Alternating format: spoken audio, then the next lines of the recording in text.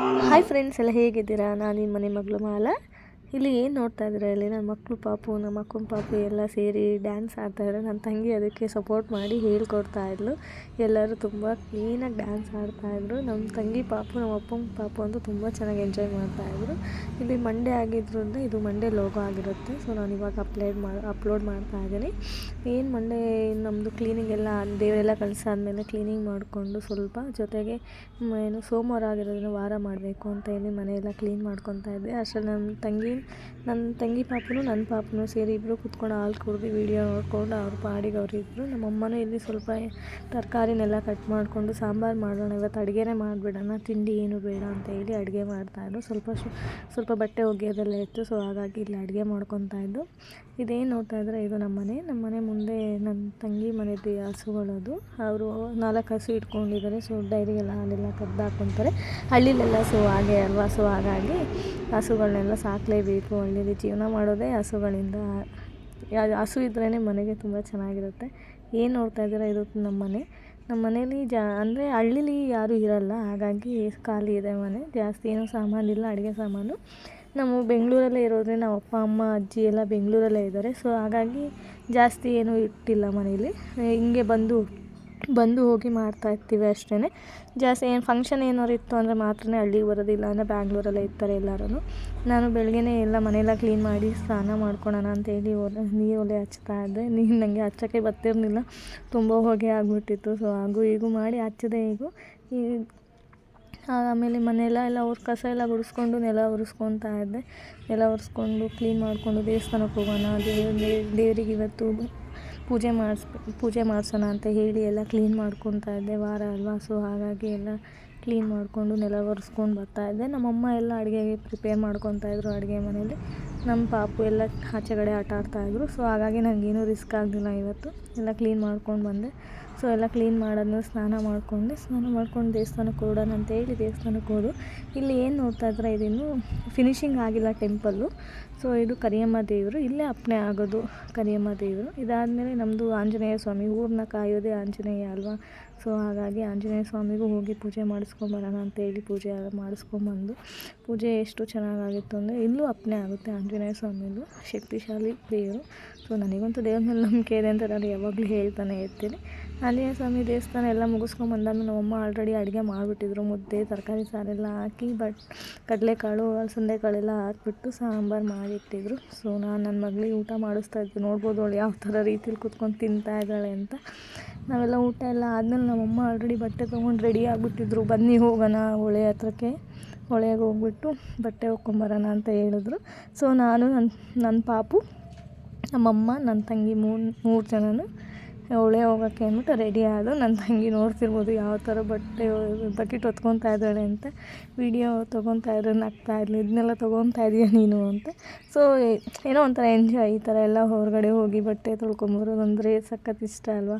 ಹೊಳೆಗೆ ಹೋಗೋದಂದರೆ ಸಖತ್ ಇಷ್ಟ. ಅಂದರೆ ಕೆರೆನೇ ಬೇರೆ, ಹೊಳೆನೇ ಬೇರೆ. ಹೊಳೆ ಅಂತಂದರೆ ಸಣ್ಣದಾಗಿ ಹರಿತಾ ಇರುತ್ತೆ.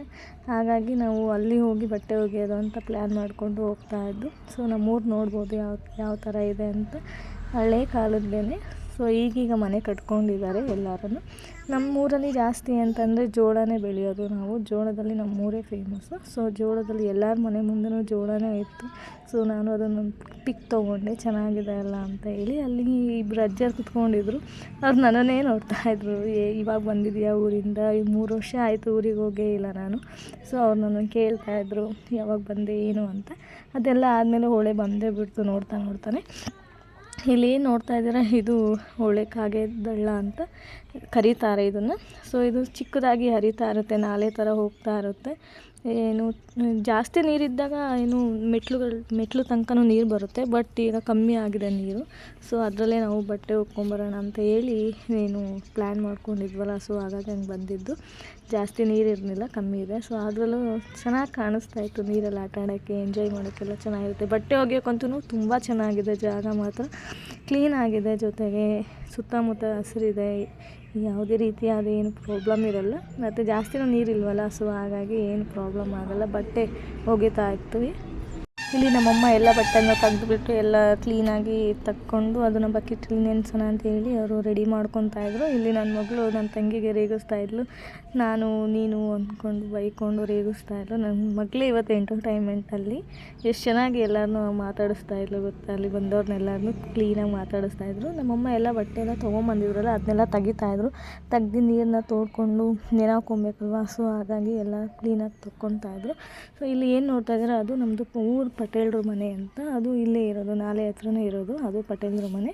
ಸೊ ಅವರಿಗೆ ತುಂಬ ಹತ್ರ ಆಗುತ್ತೆ, ನಮಗೆ ಸ್ವಲ್ಪ 500-600 ಮೀಟರ್ಸ್ ಆಗುತ್ತೆ ಮನೆಗೂ ಒಳಗೂ. ಏನಿಲ್ಲ, ನಡ್ಕೊಂಡು ಆರಾಮಾಗಿ ಬರ್ಬೋದು. ಇಲ್ಲಿ ನನ್ನ ಮಗಳು ತುಂಬ ಚೆನ್ನಾಗಿ ಅವಳು ನನ್ನ ತಂಗಿನ ರೇಗಿಸ್ಕೊಂಡು ಚಿಕ್ಕಮ್ಮ ಚಿಕ್ಕಮ್ಮ ಅಂತ ಹೇಳಿ ರೇಗಿಸ್ಕೊಂಡು ಆಟ ಆಡ್ಕೊತಾ ಇದ್ಲು. ಅವಳು ತುಂಬ ಚೆನ್ನಾಗಿ ಆಟ ಆಡೋದ್ಲು ಅಲ್ಲಂತೂ ಹೊಳೆ ಹತ್ರ. ಎಷ್ಟು ಎಂಜಾಯ್ ಮಾಡಿದ್ಲು ಅಂದರೆ ನಾವೆಲ್ಲ ಏನು ತುಂಬ ವರ್ಷಗಳೇ ಆಗೋಗಿತ್ತೇನೋ ಹೊಳೆಗೆ ಹೋಗ್ಬಿಟ್ಟು ಅನ್ನೋ ಫೀಲ್ ನನಗೆ ತುಂಬ ಕಾಡ್ತಾಯಿತ್ತು. ಏಕೆಂದರೆ ನಾನು ತುಂಬ ಮಿಸ್ ಮಾಡ್ಕೊಂಬಿಟ್ಟಿದ್ದೆ ನಮ್ಮ ಊರನ್ನ. ನಾವು ಬೆಂಗಳೂರಲ್ಲೇ ಇರೋದ್ರಿಂದ ಹಳ್ಳೀಲಿ ಅಷ್ಟು ಇರಲಿಲ್ಲ. ಸೊ ಹಾಗಾಗಿ ನನಗೆ ತುಂಬ ಖುಷಿಯಾಯಿತು. ಚಿಕ್ಕ ವಯಸ್ಸಿದ್ದೆಲ್ಲ ನೆನಪಾಗ್ತಾಯಿತ್ತು. ಹೊಳೆಲೆಲ್ಲ ಆಟ ಆಡಿದ್ದು ತುಂಬ ಚೆನ್ನಾಗಿ, ಏನು ಮಕ್ಕಳಿದ್ದಾಗಲೇ ಎಂಜಾಯ್ ಮಾಡಬೇಕು, ದೊಡ್ಡವರಾದ್ಮೇಲೆ ಏನೂ ಇಲ್ಲ ಅನ್ನೋ ರೇಂಜಿಗೆ ನನಗೆ ಅಂತೂ ಸಖತ್ ಖುಷಿ ಆಗ್ತಿತ್ತು. ಅಷ್ಟರಲ್ಲಿ ನನ್ನ ತಂಗಿನೂ ನಮ್ಮಮ್ಮನ ಇಬ್ಬರೂ ಅದೇನು ಕ್ಲೀನ್ ಮಾಡ್ಕೊತಾಯಿದ್ರು ಒಗೆಯೋಕ್ಕೆ. ಕಲ್ಲನ್ನೆಲ್ಲ ಉಜ್ಕೊತಾಯಿದ್ರು ತೊಳ್ಕೊಳಕ್ಕೆ. ಬಟ್ಟೆ ಒಗಿಬೇಕಲ್ವ, ಸೊ ಹಾಗಾಗಿ ಅದನ್ನೆಲ್ಲ ಕ್ಲೀನಾಗಿ ಕಲ್ಲನ್ನೆಲ್ಲ ತೊಳ್ಕೊಂಡು ಬಟ್ಟೆ ಒಗೆಯೋಕ್ಕೆ ಸ್ಟಾರ್ಟ್ ಮಾಡ್ತಾಯಿದ್ರು. ಸೊ ನೋಡ್ತಿರ್ಬೋದು ಯಾವ ಥರ ಒಗಿತಾ ಇದ್ದಾರೆ ನನ್ನ ತಂಗಿಯನ್ನು. ನನಗೆ ಅಷ್ಟು ಬಟ್ಟೆ ನನಗೆ ಕೈಲಿ ಒಗೆಯೋಕ್ಕೆ ಬರೋಲ್ಲ. ನಮ್ಮ ಅತ್ತೆನೇ ನಮ್ಮ ಮನೇಲಿ ಒಗೆಯೋದು ಬಟ್ಟೆನ, ನಮ್ಮಲ್ಲಾದರೆ ನಮ್ಮಮ್ಮ ಒಗ್ಕೊಡ್ತಾಯಿತ್ತು. ಸೊ ನಾನು ಮನೆಯಾದರೆ ಮಿಷಿನಿಗೆ ಹಾಕ್ತೀನಿ, ನಂಗೆ ಅಷ್ಟು ಬಟ್ಟೆ ಒಗೆಯೋಕ್ಕೆ ಬರೋಲ್ಲ. ನಮ್ಮಮ್ಮ ನನ್ನ ತಂಗಿನೂ ಇಬ್ಬರು ಕೂತ್ಕೊಂಡು ಬಟ್ಟೆ ಒಗಿತಾಯಿದ್ರು. ನನ್ನ ಮಗಳು ಅವರಿಗೆ ಎಂಟರ್ಟೈನ್ಮೆಂಟ್ ಮಾಡ್ತಾಯಿದ್ಲು, ಮಾತಾಡ್ಸೋದು, ತೀಟೆ ಮಾಡೋದು, ಕರಿಯೋದು ಎಲ್ಲ ಮಾಡ್ತಾಯಿದ್ರು. ಅವರಿಗೊಂಥರ ಖುಷಿ ಆಯಿತು. ಮಕ್ಕಳು ಬಟ್ಟೆ ಒಗಿಬೇಕಾದ್ರೆ ರಿಸ್ಕ್ ಇರುತ್ತೆ, ಜಾಸ್ತಿ ಒಗಿತಿದ್ದೀವಲ್ಲ ಅಂತ. ಬಟ್ ನನ್ನ ಮಗಳು ಎಲ್ಲರನ್ನೂ ಮಾತಾಡಿಸ್ಕೊಂಡು ಬಟ್ಟೆ ಒಗಿಸ್ತಾಯಿದ್ರೆ ಬಟ್ಟೆ ಒಗ್ದಿದ್ದೇ ಗೊತ್ತಾಗಲಿಲ್ಲ ನಮಗಂತೂ. ನಾವು ಎಷ್ಟು ನೋಡ್ತಿರ್ಬೋದು ಯಾವ ಥರ ವೀಡಿಯೋ ಮಾಡ್ತಾಯಿದ್ದೀವಿ ಅಂತ. ತುಂಬ ಚೆನ್ನಾಗಿತ್ತು ನನಗಂತೂ. ನೋಡ್ತಾನೆ ಟೈಮ್ ಹೋಗಿದ್ದೇ ಗೊತ್ತಾಗಲಿಲ್ಲ. ಅಷ್ಟರಲ್ಲಿ ನಮ್ಮ ಅಮ್ಮರೆಲ್ಲ ಬಟ್ಟೆ ಒಗ್ದಾಕ್ತಾಯಿತ್ತು. ಒಬ್ಬಳು ಜಾಲ ಆಡ್ತಿದ್ರು, ಒಬ್ಬರು ಬಟ್ಟೆನ ಒಗಿತಾಯಿದ್ರು. ನನ್ನ ತಂಗಿ ನೋಡ್ತಿರ್ಬೋದು ಅಷ್ಟೇ ನೀರಲ್ಲಿ ಎಷ್ಟು ಚೆನ್ನಾಗಿ ಈ ಬಟ್ಟೆನೆಲ್ಲ ಒಗ್ಕೊಂಡು ಅಂತ. ಅಷ್ಟರಲ್ಲಿ ನನ್ನ ಮಗಳೂ ನೀರಲ್ಲಿ ಇಳಿದ್ಬಿಟ್ಟು ಅಮ್ಮ ನಾನು ಆಡ್ತೀನಿ ಅಂತ ಹೇಳಿ ಅವ್ರ ಚಿಕ್ಕಮ್ಮನ ಜೊತೆ ಆಟ ಆಡ್ತಾಯಿದ್ದಾಳೆ. ನೋಡಿ ಯಾವ ಥರ ಜಿಕ್ಕೊಂಡು ನೀರಂದರೆ ಎಲ್ಲರಿಗೂ ಇಷ್ಟ ಅಲ್ವಾ. ಸೊ ಹಾಗಾಗಿ ಸಖತ್ ಚೆನ್ನಾಗಿ ಎಂಜಾಯ್ ಮಾಡಿದ್ವು ನಾವಂತೂ ಹೊಳೇಲಿ. ಅದಾದಮೇಲೆ ಮನೆಗೆ ಬಂದಮೇಲೆ ಬಟ್ಟೆ ಒಣಗಾಕೋಣ ಅಂತ ಹೇಳಿ ನಮ್ಮಮ್ಮ ಬಟ್ಟೆ ಒಣಗಾಕ್ತಾ ಇದ್ದಾರೆ. ನಮ್ಮದು ತಂತಿ ಸ್ವಲ್ಪ ಹೈಟ್ ಇತ್ತು, ನಮ್ಮಮ್ಮಂಗೆ ನೀಡುತ್ತಾ ಇರಲಿಲ್ಲ. ಆ ಸೈಡ್ ಈ ಸೈಡ್ ಅಂತ ಹೇಳಿ ಅಲ್ಲೊಂದು ಇಲ್ಲೊಂದಂತೂ ಒಣಗಾಕ್ತಾ ಇದ್ದಾರೆ. ಸ್ವಲ್ಪ ನಮ್ಮಮ್ಮ ಕುಳ್ಳಗಿದ್ದಾರಲ್ಲ, ಸೊ ಹಾಗಾಗಿ ಅಲ್ಲೊಂದು ಇಲ್ಲೊಂದು ಅಂತ ಹೇಳಿ ಒಣಗಾಕ್ತಾಯಿದ್ರು. ಅಷ್ಟರಲ್ಲಿ ನಾನು ಊರಿಗೆ ಹೋಗ್ತೀನಿ ಅಂತ ಹೇಳಿ ಹೊರಡ್ತಾ ಇದ್ದೆ. ಅಷ್ಟರಲ್ಲಿ ನನ್ನ ತಂಗಿ ರೊಟ್ಟಿ ಹಾಕ್ಕೊಡ್ತೀನಿ ತಿನ್ಕೊಂಡು ಹೋಗು ಅಂತ ಹೇಳ್ಬಿಟ್ಟು ರೊಟ್ಟಿ ಹಾಕ್ತಾಯಿದ್ರು. ನಮ್ಮಮ್ಮನೂ ನನ್ನ ತಂಗಿ ಇಬ್ಬರು ರೊಟ್ಟಿ ಹಾಕ್ತಾಯಿದ್ದಾರೆ. ನೋಡಿ ಯಾವ ಥರ ರೊಟ್ಟಿ ಹಾಕ್ತಿದ್ದಾರಂತೆ. ಅಂದರೆ ಅನ್ನ ಮಿಕ್ಕಿರುತ್ತಲ್ಲ ಅದರಲ್ಲೂ ರೊಟ್ಟಿ ಹಾಕ್ತೀವಿ, ಇಲ್ಲಾಂದರೆ ಒಬ್ಬೊಬ್ಬರು ಏನೋ ಹಸಿಟ್ಟನ್ನೇ ಪೂರ್ತಿ ಮಿತ್ಕೊಂಡು ಕಲಿಸ್ಕೊಂಡು ಬಿಸಿನೀರಲ್ಲಿ ಅದರಲ್ಲೂ ರೊಟ್ಟಿ ಹಾಕ್ತಾರೆ. ನೀವು ಯಾವ ಥರ ರೊಟ್ಟಿ ಹಾಕ್ತೀರಾ ಅಂತ ನನಗೆ ಕಮೆಂಟ್ ಮಾಡಿ. ನಾನಂತೂ ತುಂಬ ಚೆನ್ನಾಗಿ ತಿಂದೆ. ಕಾಯಿ ಚಟ್ನಿ ಮಾಡಿದ್ರು, ಜೊತೆಗೆ ಪಲ್ಯ ಮಾಡಿದರು, ಅಕ್ಕಿ ರೊಟ್ಟಿ ಹಾಕಿದ್ರು, ಚೆನ್ನಾಗಿ ತಿನ್ಕೊಂಡಿದ್ದು. ಸೊ ಅಲ್ಲಿಂದ ನಾನು ನಮ್ಮ ಅತ್ತೆ ಮನೆಗೆ ಹೋಗ್ದೆ. Thank you.